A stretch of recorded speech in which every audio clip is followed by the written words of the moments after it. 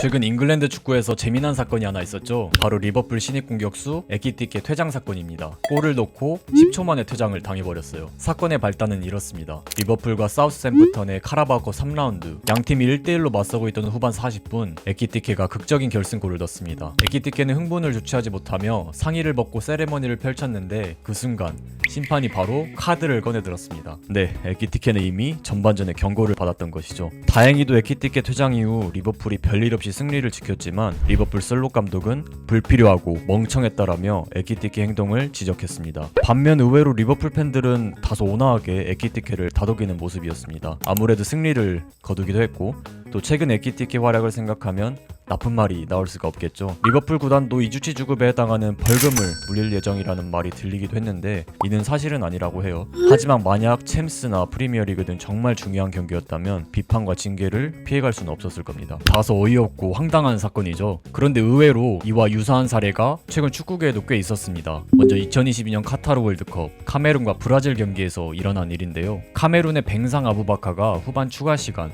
극적인 헤딩 결승골을 터뜨렸습니다. 브라질 상대로 결승골을 넣었겠다. 세레머니를 안 할 수가 없겠죠. 우통을 까고 그라운드를 돌아다니고 있는데 주심이 다가옵니다. 그러더니 웃는 얼굴로 옐로카드와 레드카드를 번갈아 꺼내들어요. 네, 마찬가지로 아부바카는 이미 한 장의 경고가 있었고 경고 누적으로 퇴장을 당한 것입니다. 그런데 재미난 것은 아부바카 얼굴에는 후회나 당혹감이 전혀 안 보였어요. 오히려 입가에 미소까지 띄었습니다. 왜냐하면 이때 카메룬은 이미 조별리그 탈락이 확정된 상태였습니다. 한마디로 어차피 떨어진 거 즐겁게 게임하자는 마인드였겠죠. 또 다른 팀도 아니고 브라질을 상대로 결승골을 넣었잖아요. 심지어 아부바카는 이날 월드컵 2경기 연속 득점이었어요. 그러다 보니 탈락의 아픔보다는 개인적 기쁨이 더 중요하지 않았나 싶습니다. 참고로 이 퇴장으로 아부바카는 가린샤 클럽에 가입하게 됐습니다. 아마 처음 들어보신 분들이 많을 것 같은데요. 이게 뭐냐 하면 월드컵에서 골을 넣고 퇴장당한 선수들이 모인 명단이에요. 참고로 한국의 하석주 선수도 여기에 포함되어 있습니다.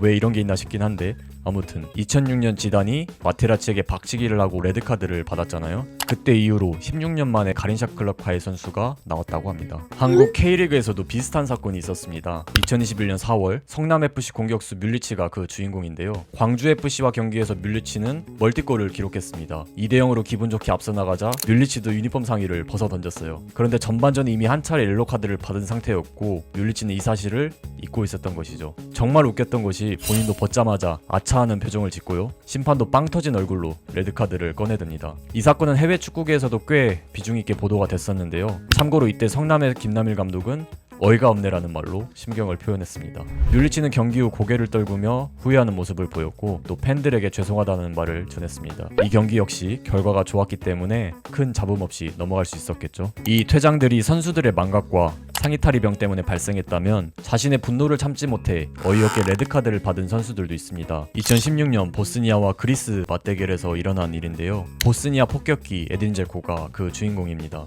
이때 제코가 그리스 파파스타토플로스와 볼 경합을 하다가 넘어지는데 주심은 제코의 파울을 선언합니다. 그런데 이때 그리스가 0대1로 뒤지고 있는 상태였기 때문에 빠른 전개를 위해 공을 가져가려고 합니다. 하지만 화가 난 제코가 공을 절대 놔주지 않았고 갑자기 파파스타토플로스 종아리를 잡아채며 손을 점점 올립니다. 그러더니 결국 바지까지 내려버려요. 이 흉한 모습은 TV 전파를 탔고 이 일로 제코는 경고 누적 퇴장을 당합니다. 피해자 파파도플로스는 바지를 다시 올리는 장면까지 만천하에 공개가 됐었는데 심지어 보스니아 선수와 싸웠다는 이유로 레드카드도 받습니다. 그리스 입장에서는 굉장히 억울한 상황이죠. 그런데 이후 다행히 그리스가 동점골을 넣으면서 승부를 원점으로 돌립니다. 어쨌든 퇴장 이후 결과가 바뀌었기 때문에 이 원인을 제공한 제코는 비판을 피할 수 없었습니다. 그 다음은 이 두 남자의 이야기입니다. 혹시 이 두 사람을 아시나요?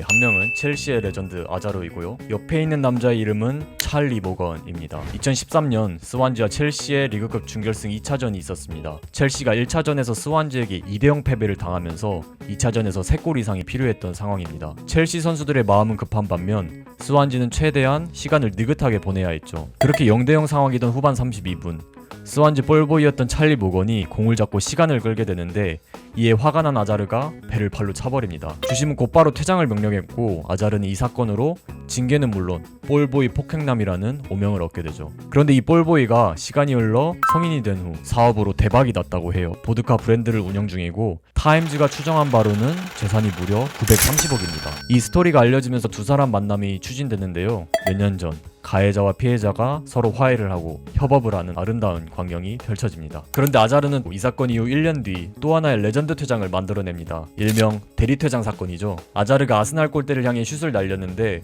이를 필드 플레이어인 체인벌린이 골키퍼 마냥 손으로 막아버립니다. 당연히 퇴장이 예상된 장면이었고 실제로 심판이 보자마자 카드를 꺼내들었어요. 그런데 문제는 심판이 체인벌린이 아닌 깁스에게 퇴장 명령을 내려버립니다. 못 본 사이에 깁스가 누굴 때렸나 싶었는데 그게 아니었어요. 알고 봤더니 주심이 깁스와 체인벌린을 헷갈렸던 것이죠. 둘의 헤어스타일이 워낙 비슷해서 일어난 착각이었는데요. 심지어 체인벌린이 본인을 퇴장시키라고 사정을 해도 전혀 먹혀들지 않았었습니다. 네, 이렇게 오늘은 재미난 퇴장 사건에 대해서 한번 다뤄봤습니다. 여러분들은 어떤 이야기가 가장 기억에 남으시나요? 여러분들의 생각을 댓글로 남겨주시기 바랍니다. 감사합니다.